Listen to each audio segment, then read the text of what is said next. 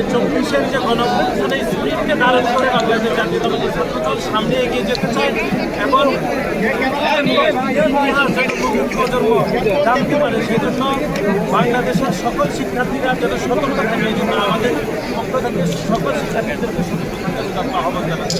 আমাদের সকলকে ধন্যবাদ। বিজয়ের এই দিনে